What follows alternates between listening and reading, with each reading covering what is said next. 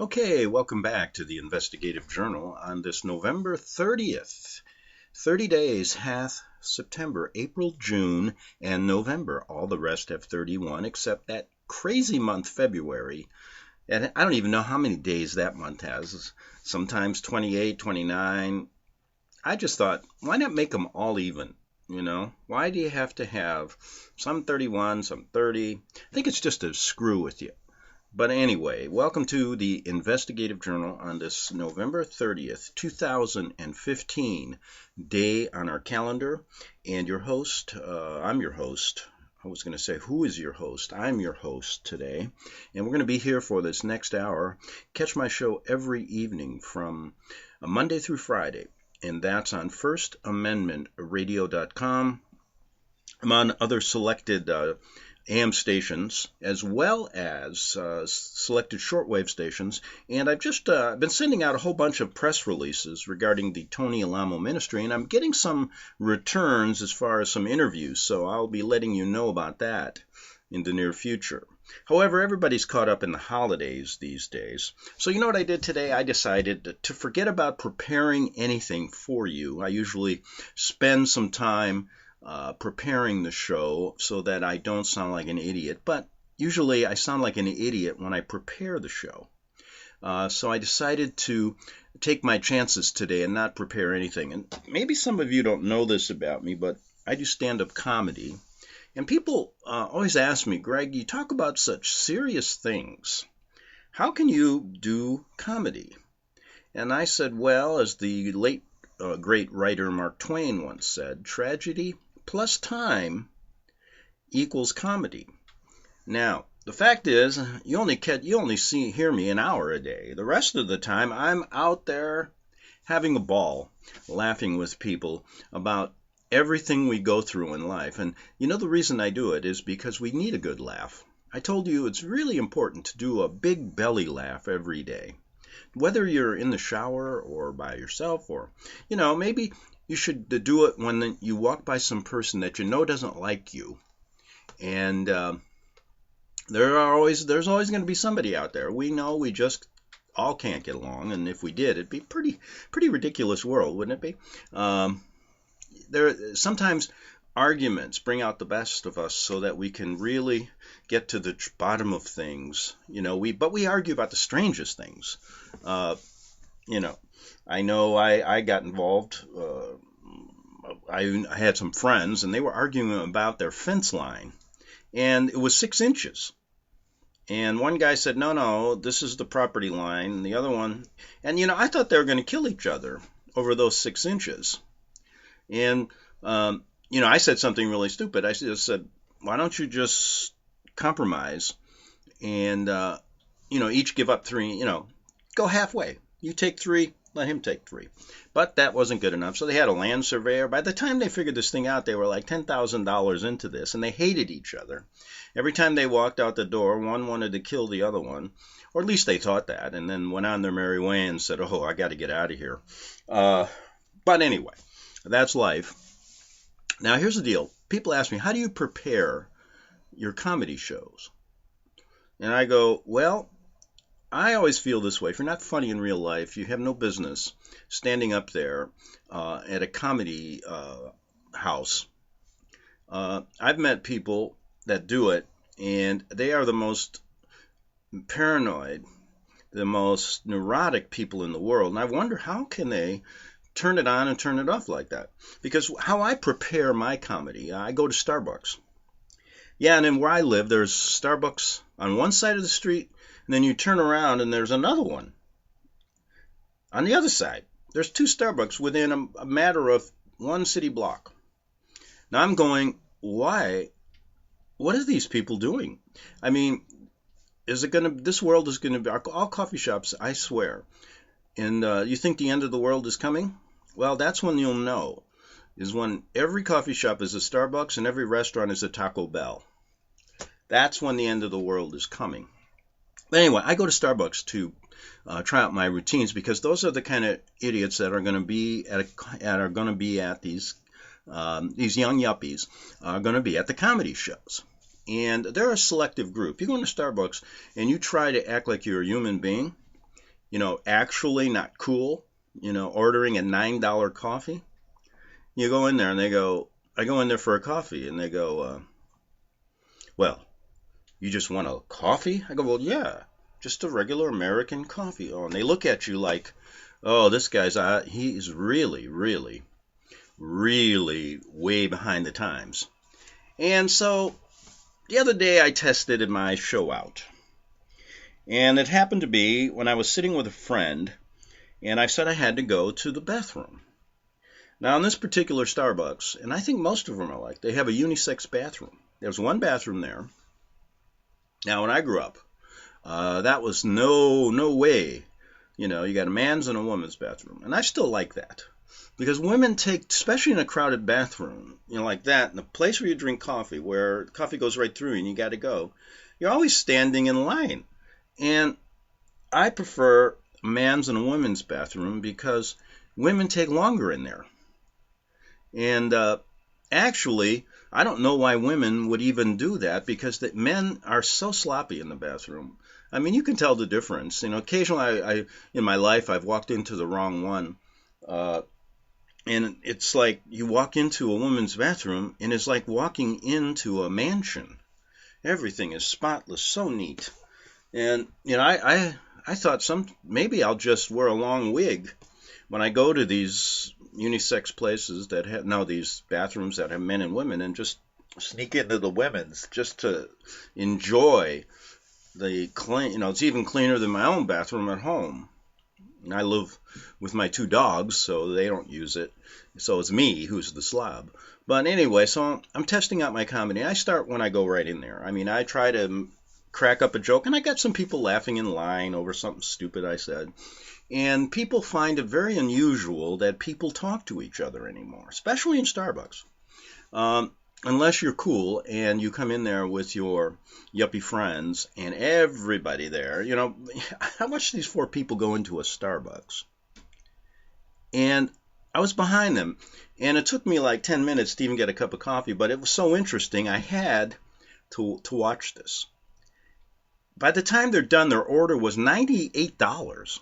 4 people having coffee. And it's $98. I'm going, what? When I used to go for coffee in the morning, it was $0.25 for coffee. Give me a coffee, give me a cup of Joe, put it on the table, and then they keep filling it up. So, when you go to Starbucks, you got to pay for they give you 1 coffee, and that's like $18. Then you got to pay for a refill. And I'm going, something, these guys know how to make money. I mean, this is an amazing thing. Coffee is very addictive. And, wow. So anyway, I'm testing out my material, and I had to go to the bathroom. And so I'm standing, and guess who's in front of me? 2 women. And I looked, and I said, is this a man's and a woman's? And she said, yes. And I went through a few really interesting jokes that had them laughing their head off. And I got through with the idea that, oh God, I can't, I really got to go bad. And I'm behind 2 women. You guys take forever in there. And I said something like, this women and children first thing is a little outdated in America. And they got a big laugh out of that. And then I went into a couple other things regarding the differences between a man's bathroom and a woman's bathroom. And they were laughing their head off. And finally, at the end, we're still waiting, and it had to be a woman in there. I couldn't do it. I wish, I looked at him and I said, I wish I was a dog now. And of course, another big laugh. So I got like 5 or 6 laughs. I had them laugh. Everybody in the place was looking. And all we were doing is laughing. Now that to me said, hey, that's not a bad little routine, And although I didn't give it to you verbatim, so maybe, you get a little, they asked me, how do you get your material? Well, like I said, I start out in Starbucks. And by the time I'm out of there, I have to go and do a comedy show, hoping that someone in there from NBC, ABC, or whatever sees me so that I can afford to go to Starbucks the next time. Because it costs me a fortune every time I go there. And you can't prepare your comedy any better than at a Starbucks. And there's so many of them around, but they all are filled with these same kind of people. Well, you get these computer people in there too. I mean, these guys, I mean, the phone people. I mean, these people are from different planets. I call them the phone people. They don't pick up their head from that phone. Then we get the computer people. They come from a different part of the universe, and they don't even know you exist. They just are, they're into that computer. An earthquake could occur. We could all be standing under 3, piles of rubble. And this guy would still be looking at his computer, covered with, 1,000 pounds worth of cement. He wouldn't care. He'd be huddling over protecting his computer. The heck with your head. And then the phone people, well, they have an easier task because they can clutch that like a baby. And I've seen them do that, If they lose, I am so convinced. People, these young yuppies with kids, they're more concerned about losing their phone than losing their little baby in a crowded mall. I mean, I can't believe it. Then the other day, I was walking downtown in a big city, and one woman had this idea. Now, for a long time in life, I lived in the country, and I never even used a leash on my dogs. So they would run around, and I guess they were happier, but I found they're really not sometimes, because I would leave them running in a big open field, and then all day they just sleep. They enjoy it. So to put a leash on a dog and walk, they really like that, because you got to get some exercise. These are American dogs. We're not talking about, and these are they pick up the traits of the American people. In fact, if I don't allow my dog to go out to anyone's home, because I don't want them to learn how to sit on the couch all day drinking beer. And they will do that. In fact, I tested it out once. I took my little dog, Moose, to this house where I know people were couch potatoes. And we went over there for a while. The next thing you know, I walk in the house, Moose jumps on the couch and demands that I turn on the TV to, guess what channel? The Animal Channel. Why not? She didn't get up for 2 days. She wouldn't even eat. But every other time she'd go, "Hey, Greg, get me a beer, will you?" Well, anyway, all this comes from going to Starbucks. And like I said, I do it because I know these are the kind of people that are going to be in these comedy clubs. But the thing is, in comedy clubs, I always say this. I open my act and I say, listen, if you got a cell phone, I want you right now to put it on the floor. You would not believe how many people listen to you when you're up there on that stage. Now I know why leaders of our country, leaders of the world, can get people to go to war. If I told these people, take off your shoes and tie them together and give them to your neighbor, and then switch shoes, they do it. So I tell them, put your cell phone on the floor. And they go, many people. I go, this is part of the routine. So they put it on the floor. Then I say, pick your left leg up. Put your left leg up. Put your right. I try to make it like a. Then I say, and do and then I say, stamp on your cell phone. And that's where they stop. Oh boy, they won't do it. But they get a laugh out of, doing the hurdy-gurdy that they've never heard. And here's another thing.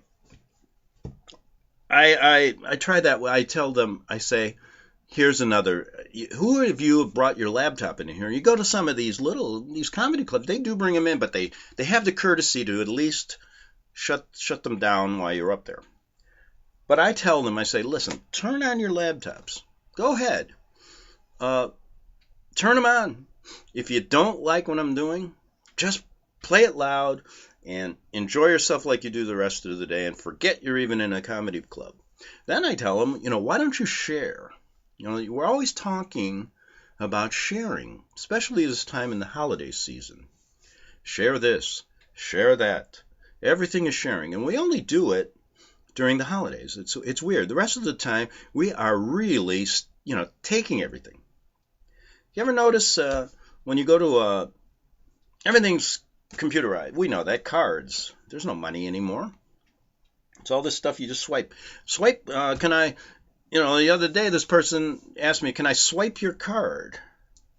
And I go, no. She goes, well, you have to. I have to so you can pay for your gasoline. I said, what did you say? And she said, swipe your card. I said, do you know what swipe means? She goes, yeah. Swipe means I put the card through this little thing and then you pay for your gas. I said, no, swipe means steal. In my day, hey, let's go in and swipe a Coca-Cola. Let's go in and swipe. Swipe is stealing. Now, the dictionary term now has changed. And I guess we ought to call the people at the people, can you imagine? I don't know the people that put together dictionaries, whether it be online or in a book, but I'm telling you, they have to be completely out of their mind. And I imagine they only one day they don't use any word that doesn't start with an A. So you go and talk to them, and everything comes out, every word in the sentence starts with an A. They must be working on the A's that day. Then when you meet them, everything's a D. I want to catch them on the day everything is an F and see what they say. Wouldn't that be fun? But anyway, these people in the dictionary people, I tell you something, they must be from a different planet because, and this new world new world order must be driving them crazy. Words are changing. So, guy does the dictionary and he puts the word swipe in and he goes stealing or whatever. The second meaning is whatever that is. And he goes to the printing press. It's all done. Then his boss comes and say, hey, you know something. You really screwed up today on the S's. And he's going to go, why? And what happened? He said, well, I got to dock your pay. Yeah. I told you if we got to reprint all this page, it's going to cost us X amount. That's coming out of your. You should know that swipe no longer means steal. Swipe means putting a plastic card through one of those machines. And he goes, oh, yeah. My goodness. Imagine, I'm so sorry for these people that do dictionaries today because nothing is the same anymore. The words that you used to use back in the old days that actually meant something mean nothing now. I could go through a litany of these words that have changed in America. Everything, when I grew up and I wanted to have fun or I felt like killing myself, I'd go down to Skid Row. Now, I probably don't even know what that means anymore. And I'd dress up really nice, hoping that somebody would, I'm just giving you a nice way to commit suicide. If you ever wake up someday and you just think America's gone to hell in a handbasket, that's a good way to do it. Well, it never worked for me. I'd end up going down there and spending the whole day with these guys and found them to be quite interesting. But the point is, we used to call the poor part of town Skid Row. Sometimes we call it the slums. In Chicago, we call it Cabrini Green. That's where, you cross a line in Chicago from north to south. You're in a whole different, you might as well, you call it the most racist town in the world. Geographically. Chicago. I grew up and everybody said, don't go to Comiskey Park. Don't go to White Sox Park. And I go, why? They go, all the black people live there and you're in the white community. So, Chicago's always been racially divided like that. But I found out in Chicago that I met a lot of great black people. And if you really never look at color like I did, I grew up Polish. So you think they had it bad? That's what I tell my black friends. I think you have it bad. You ought to live in a white neighborhood that's telling Polish jokes from the time you get up to the time you die. And they would laugh and I'd say, something? I am going to get a protest rally going and all my Polish friends are going to march on City Hall. And we are going to protest, and I'm looking for the Polish Martin Luther King, and on and on and on. And we just got into such great laughs. And by the time you knew it, none of us really cared what the hell color we were. So the point is, racism is contrived. We have stereotypes. We have people who think that all black people, drink Thunderbird wine. And I don't care if you got Oprah Winfrey on the TV now and you give all these, I mean, I remember the day when the first black actors got their sitcoms, and that was like, oh wow, everything's equal now. It ain't equal. These guys, these black people with all their money, they're just people like the white people with money. And then the rest of us without money are still being forced to be racist. And that's contrived because they want you to fight. So I keep telling them the best way to solve racism is don't talk about it. Everybody will get along. And let these people who create these PSYOPs campaigns and all these fake things to get people in, the Ferguson deal, the rest of all this stuff, they'll dwindle down to a few idiots out there, and then we'll know. Just go up and ask them, who do you work for? I love doing that. I go to these rallies and I go, who do you work for? And none of them will tell you the truth. Half of them are government agents, in there inciting violence. And the rest of them are just people that are bored. Okay, let's get into a good argument here, and we'll go on and on and on. But anyway, I'm giving you a little bit of an example of how I prepare for my comedy. Now, the point is, why do you do it? And people ask me that. I use my radio show, because many times on my show here, I don't use this as a comedy platform. But a lot of the things I talk about when I do a show, like I go to, to get the feel of these people. I mean, I've even done a show, 5 minutes they give you sometimes when you go on, and they don't clap for you, When you're just one of these guys that goes on, I go to some of these audition comedy things where they give, the rookies get a chance to go on and try to be as funny as the guys who have made it. Well, you know what? I have been a lot funnier than a lot of them, and I still haven't made it. And I don't want to make it. I really don't, because then I got to change what I say. This way I can get in for 5 minutes and the manager says, you ever say that again, don't you ever step in here. And I said, what? Just talking about Christianity. I'm just talking about the differences. I was just talking about these people that got targeted by the Vatican. Oh, don't say that word. It's okay to joke about it like they used to on Saturday Night Live.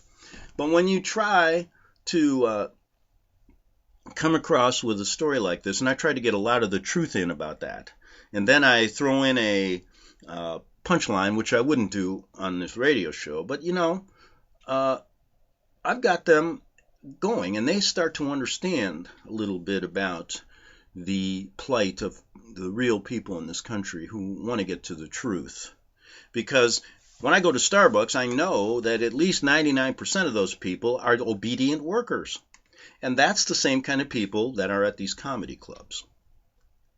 So, and when I come back from the second half hour, I want to get down to a couple little things.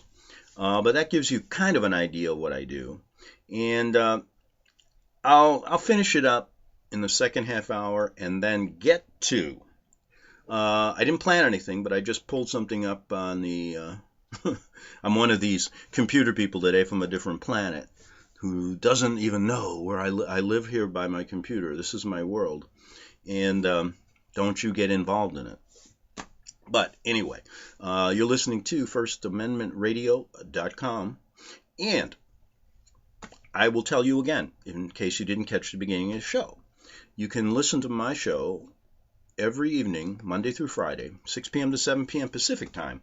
Just, clock in FirstAmendmentRadio.com. Back in 3 minutes on the Investigative Journal. You're listening to FirstAmendmentRadio.com worldwide. Freedom is never free. We need your support today at FirstAmendmentRadio.com.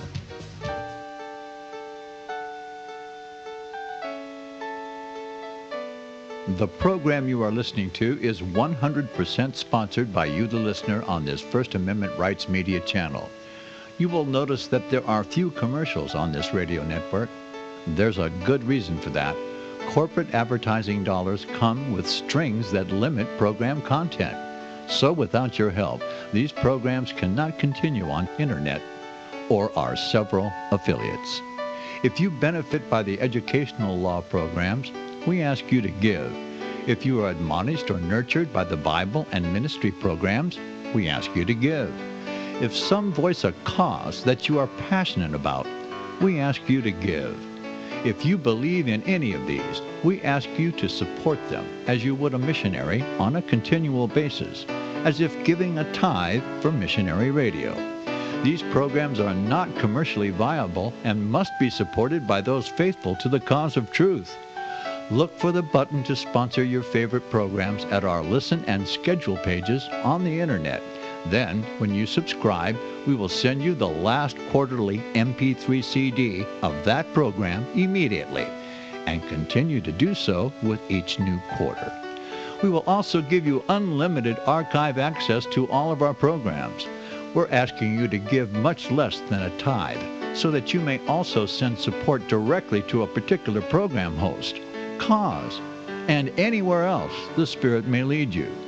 Do all to the glory of our God and Creator, for His holy nation, the only kingdom that will last forever.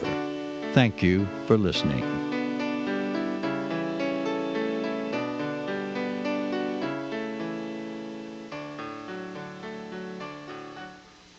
Since the beginning of time, kings have sought it, nations have fought for it. It has been traded, it has been borrowed, it has been purchased, it has been stolen. There's a reason for it. To secure the blessings of liberty to ourselves and to our posterity, invest with the security of gold and silver. Call Discount Gold and Silver Trading at 1-800-375-4188 or visit discountgoldandsilvertrading.net. Listen to Financial Survival with your host, Melody Cedarstrom, right here on FirstAmendmentRadio.com at 4 p.m. Eastern or 1 p.m. Pacific Time. Visit discountgoldandsilvertrading.net or call Discount Gold and Silver Trading at 1-800-375-4188. Toll free, 1-800-375-4188.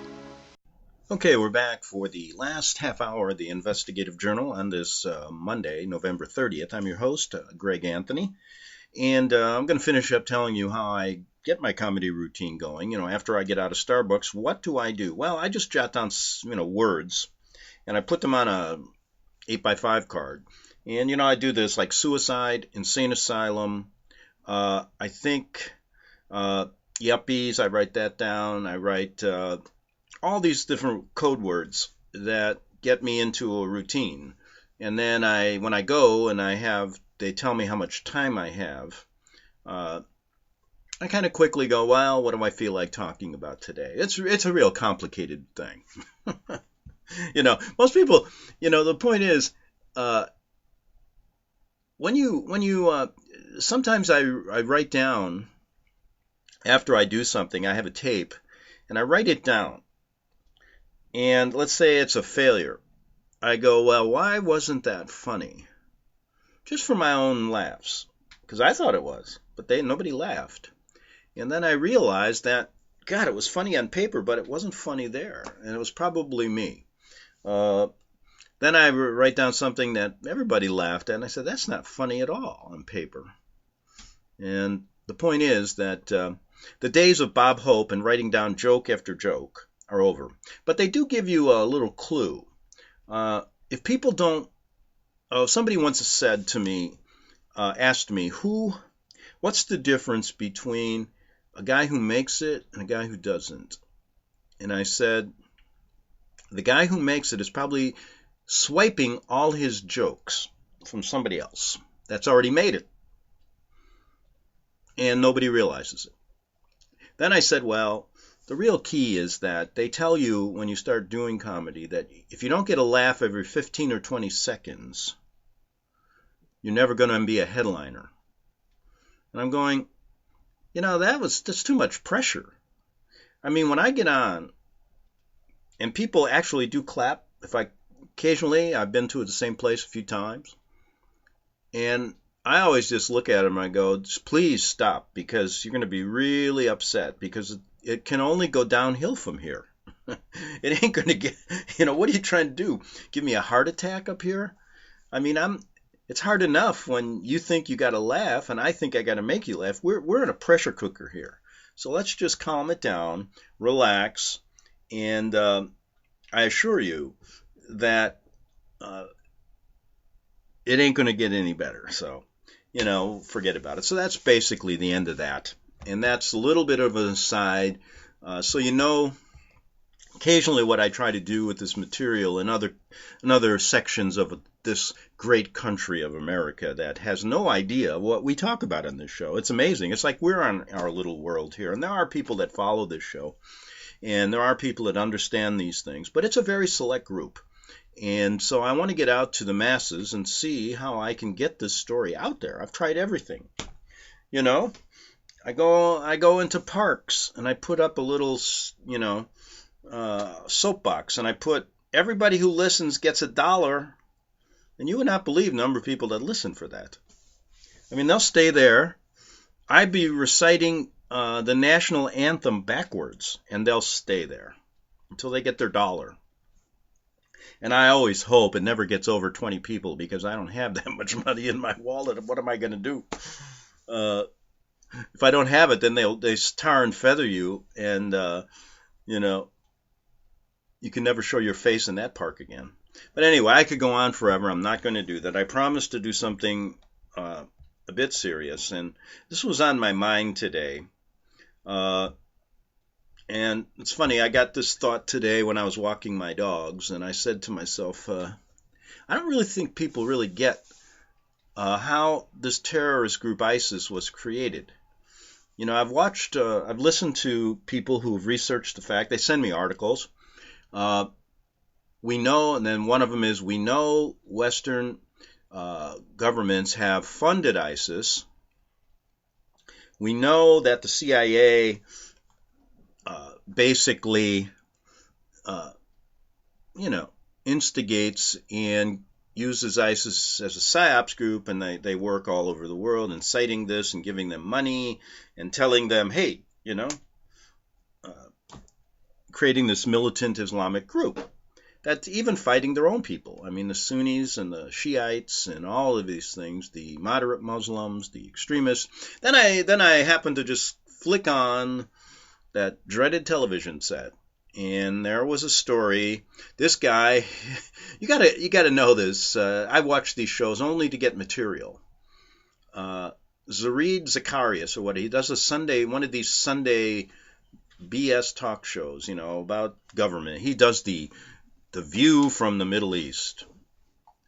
I mean, the guy is probably an actor who was born in Brooklyn or something, But anyway, he's got this, Middle East name, and he's going to tell us what the Muslims are really thinking. Well, he's doing a story about ISIS, and now they have license plates. Right, their own license plates. And now where'd they get that idea from? I mean, you got to have if you have a terrorist group, and they're going to go around with AK-47s. Max, I know, it sounds crazy, doesn't it? Moose, now you're going to have to move. Come on. We got a little problem. Max wants to go one place. Moose wants to go another. Go on. And they're at a crossroads. Go. It's amazing. I have to work it out. After you guys have been together for how many years? 100? But anyway. Just like the world. I mean, somebody's got... But anyway, these guys, they have their own license plates and their own police cars now. Where do they get... And they show a picture of this white police car. Where do they get this SUV? I mean, this terrorist group is apparently, starting their own new world. I mean, it's like, I want my own license plate. Why can't I have my own police car? For the Polish people, come on. We're tired of being just considered white Americans. We're Polish people. I want my own license plates, my own police force. I want my own laws, the way we used to do it. If it was up to me, we'd still be, we wouldn't have light bulbs to screw on, that old Polish joke. We'd still be using candles. But it'd be a safer world, wouldn't it? The idea that people actually believe this is just a group of discontented people for somehow are able to even have license plates is crazy. I mean, but people do believe it, and they believe this Zarid Zacharias, or whatever his name is, on this show, the Middle Eastern, giving you there, what's going on. I mean, what is he going to go? How did he get that story? ISIS is supposedly cutting heads off, but we got people that can take pictures of their license plates and their SUVs and their nicely printed police force now. So what they're trying to do, I mean, what this orchestrated terrorist group who, morphed in, they got all of our military vehicles that we just leave in, I mean, isn't that enough just to get rid of all these people that are running our military? I mean, the idea that you're going to take billions of dollars of tanks, if you can get them there, bring them home. I'd rather see them use it on us. If you want to, at least it would be cost effective. But every time we go somewhere, to war, we leave everything behind, including we leave military people. Oh, we say, we don't leave anyone behind. Oh, yes, we do. And I've done POW stories, especially Korean War was an interesting POW story. We leave people behind, and we leave. But, the sad thing is we leave all our military equipment. I know we probably... that's the way it is. Okay, we take all these tanks there. We take all these cars, Humvees, I don't know, we build, and then we just leave it there. And the reason they leave it there is so that the CIA then can go and start giving it to these terrorist groups and use our own weapons. Then they, if they need a little bit more, they just figure out a way to get it. So the disturbing thing is, and I was thinking about this, I have a couple of stories about how this Islam, the ISIS. Now, why would they use that name? Everybody, when they heard that, ISIS. Oh, you'll hear some of the government, they're trying to code it, ISIL. Now they want to start an Islamic State. It's all orchestrated. But, I started to think, and I've done shows on this, where did ISIS come from? Why do they use that name? And what it really is, it was, ISIS, like I told you, all these gods and goddesses from the times of BC, before Christ, and all these things, in Egypt and Greece, they all had different names, and that's why it gets confusing. But you have to realize that the whole thing is a cult, and Isis was one of the oldest gods or goddesses of ancient Egypt, but her origins, sometimes are unclear, and the reason is they give her different names all the time. She is sometimes thought to have originated in the Sinai, but is likely that she was first worshipped as a fetish in the delta area of Lower Egypt. Now, Isis is a goddess that we talked about, the cult of Iris, the Egyptian goddess, very popular throughout Egypt during this time, before television sets, before airplanes. They were quite bored, so they had to create these mythical gods. I mean, what better way to do it? At least these people had an imagination. Literally today, I wonder how many people could create their own cult, like this. I don't see it. We're still using the old Vatican cult. We still use the same old stuff. And it's getting a little, these people at least had imagination.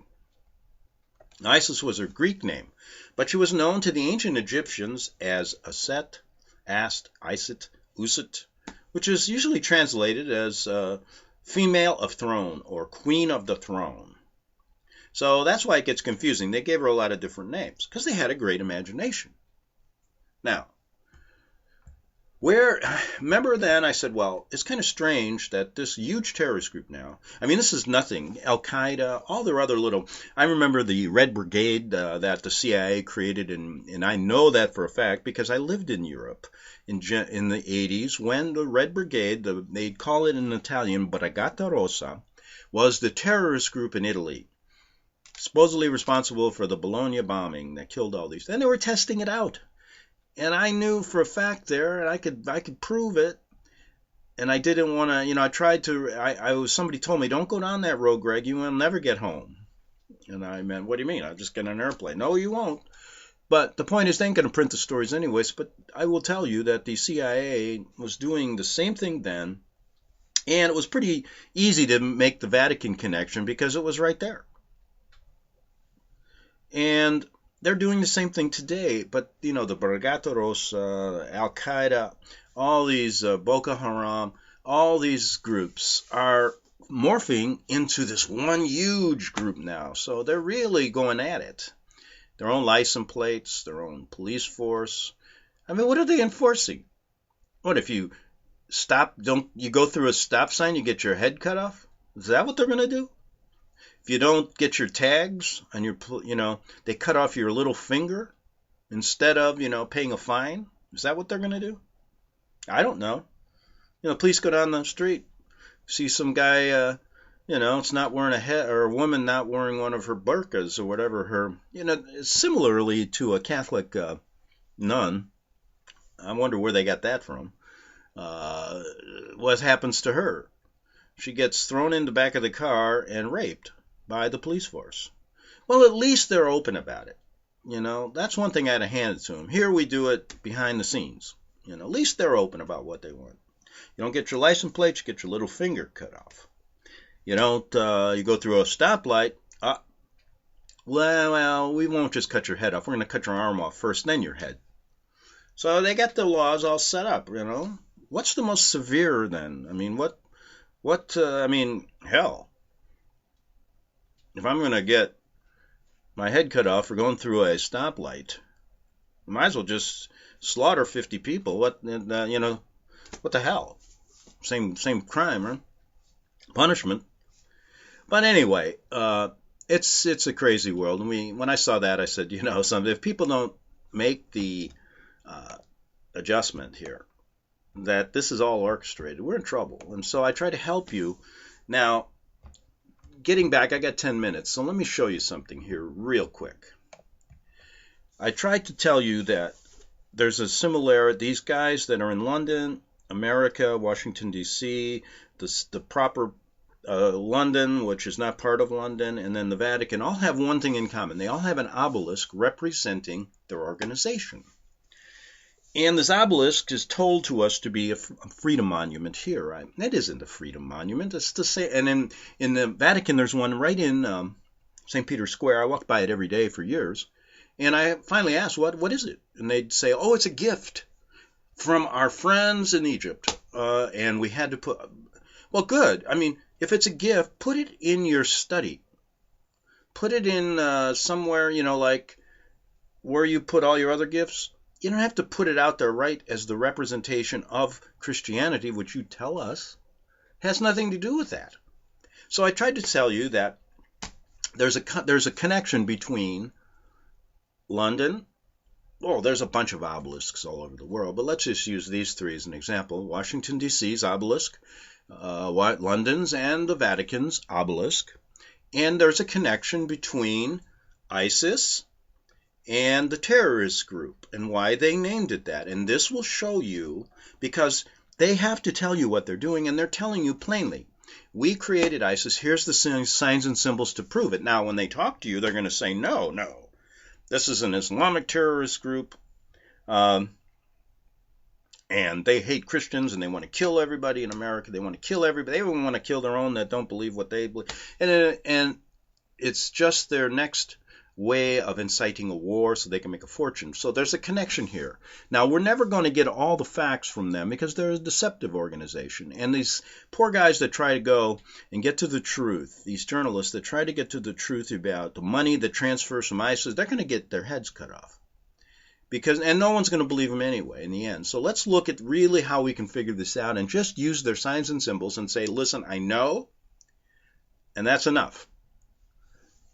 Now, in ancient times, the obelisk, that's what you see in your city of Washington, represented the god Osiris missing, his missing male organ, which Isis was not able to find after her husband brother. So she was married, and this starts out she was married to her brother. I mean, now you know you're getting into, these people really did have an imagination back then.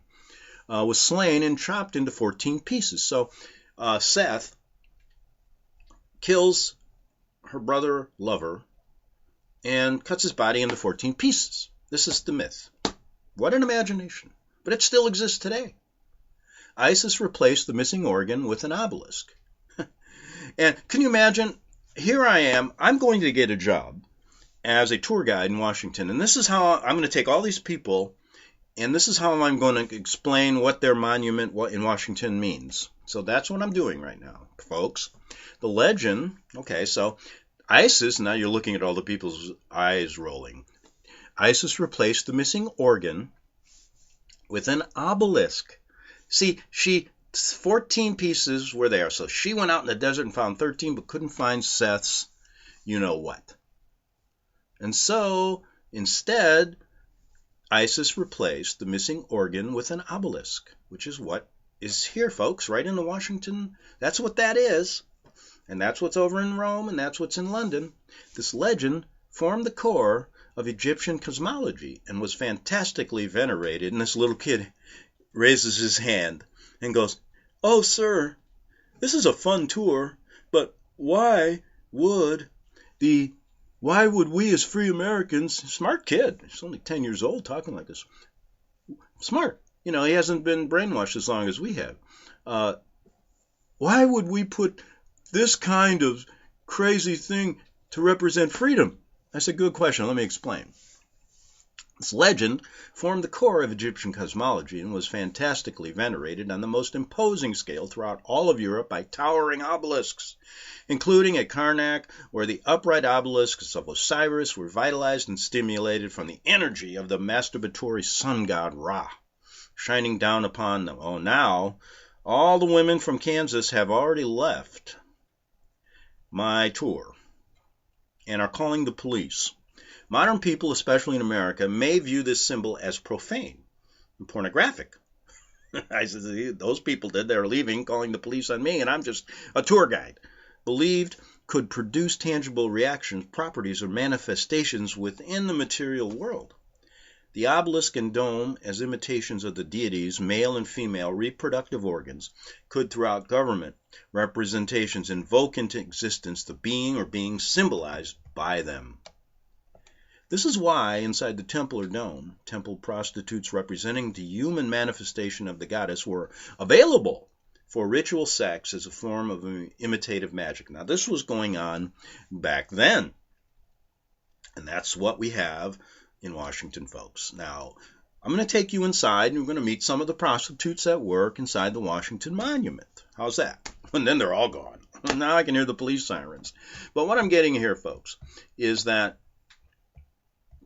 this obelisk in Washington it's a representation of Isis, what she did when in the Greek mythology or in Egyptian mythology, her husband, her brother, was killed by Seth, Osiris, and she could only recover 13 parts of his body. She put this together, put that obelisk together, and magically then, I'm going to get to the end of the story, she gave birth to another god.